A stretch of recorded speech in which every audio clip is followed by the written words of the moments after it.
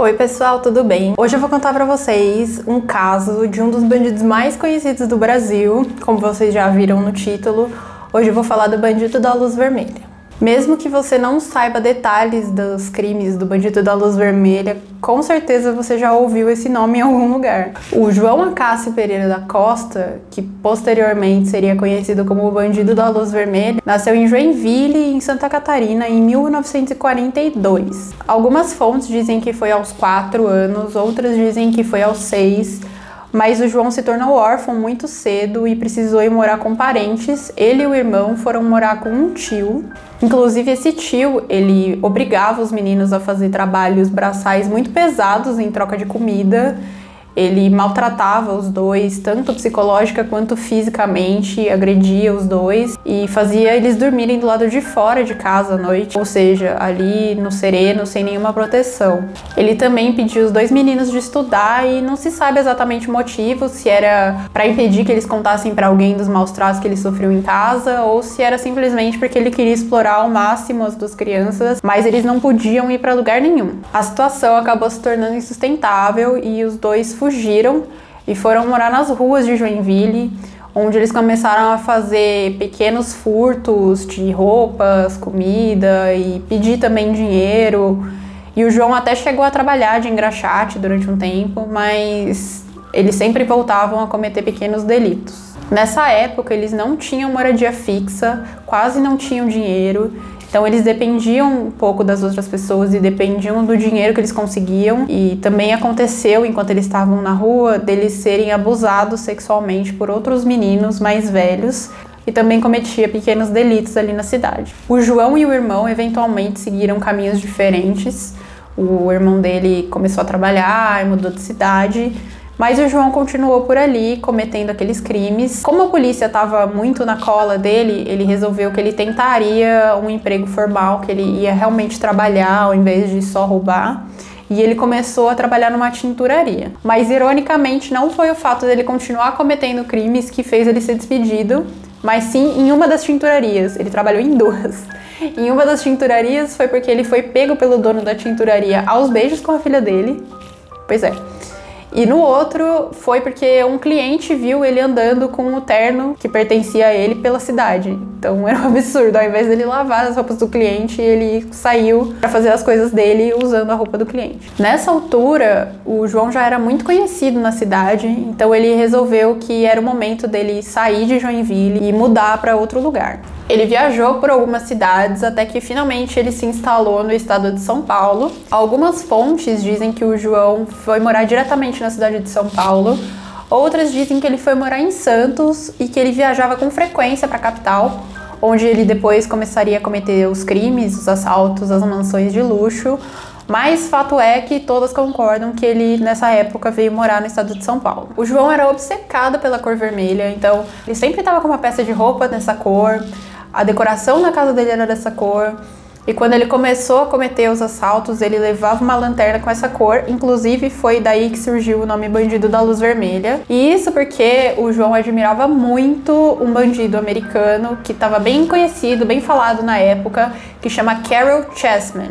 O Carol Chessman é o Bandido da Luz Vermelha dos Estados Unidos. Então dá pra dizer que o João meio que se inspirou nele. Ele também gostava muito de filmes de faroeste e do movimento da Jovem Guarda. A Jovem Guarda foi um movimento musical dos anos 60 e que faziam parte Roberto Carlos, Erasmo Carlos. Com certeza sua mãe ou sua avó gostavam e você já ouviu falar em algum momento. Como ele admirava muito essas pessoas, ele queria se vestir de forma similar. Então, quando ele começou a ter dinheiro decorrente do roubo, ele passou a se vestir de forma extremamente extravagante.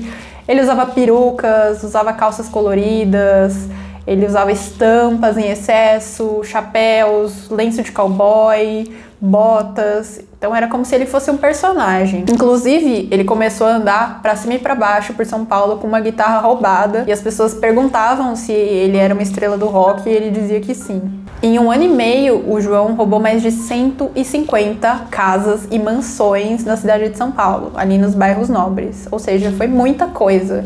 E a polícia não conseguiu pegar o João porque ele não deixava nenhuma pista pra trás. Ele geralmente fazia esses roubos de madrugada, então ele cortava a luz da casa e aí ele invadia Com a lanterna vermelha, ele apontava o feixe de luz para as vítimas para deixá-las atordoadas. Ele também ficou bem conhecido na época pela agressividade com a qual ele efetuava esses roubos, porque ele não apenas roubava, mas ele puxava as mulheres pelos cabelos, ele dava coronhadas, ele agredia os maridos e os trancava em algum cômodo enquanto abusava das mulheres, ou seja, ele era bem violento. Ele chegou até mesmo a incendiar partes de algumas casas para fazer com que as vítimas corressem dali e rendeu o apelido de bandido incendiário para ele. Apesar da violência com que o João efetuava esses roubos, demorou um pouco para ele cometer o primeiro assassinato dele. Só foi acontecer em 1966, quando ele já estava bem conhecido pela cidade de São Paulo como o bandido da luz vermelha. Ele invadiu uma casa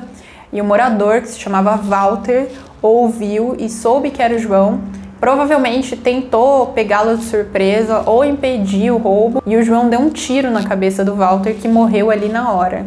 Alguns dias depois, o João cometeu o segundo assassinato, que não tem nada a ver com os roubos, mas foi durante uma discussão num bar no centro de São Paulo.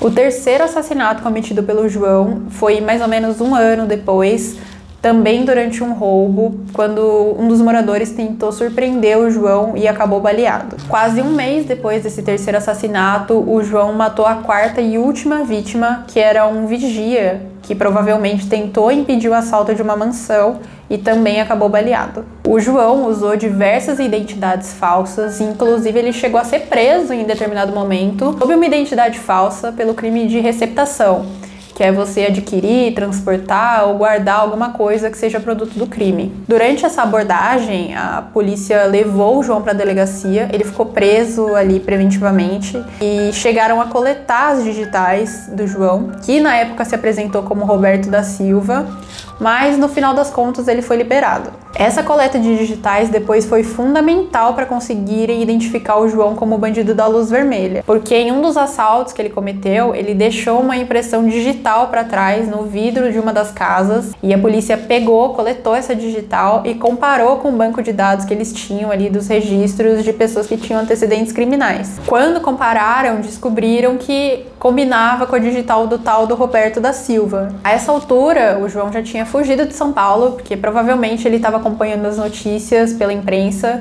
então ele sabia que a polícia já estava próxima de capturá-lo. Ele foi para o Paraná e a polícia publicou no jornal um retrato falado do João. Então, pouco tempo depois dessa fuga, em agosto de 1967, ele foi preso. Após o julgamento, o João foi condenado por 77 roubos, 4 homicídios e 7 tentativas de homicídio. E tudo isso resultou numa pena de 351 anos, 9 meses e 3 dias de prisão. Também se estima que ele tenha cometido mais de 100 estupros durante os roubos, mas isso nunca foi provado porque eram alegações do próprio João. Ele ficou preso durante 30 anos, que é o limite máximo de tempo que a legislação brasileira permite. Ele foi solto em agosto de 1997. O João tentou ir morar com o irmão e com o tio, inclusive o tio que ele tinha acusado de maus tratos, mas não deu certo porque ele se desentendeu com os dois. Na verdade, ele tentou morar com os dois em momentos separados. O irmão dele morava em Curitiba e o tio ainda morava em Joinville.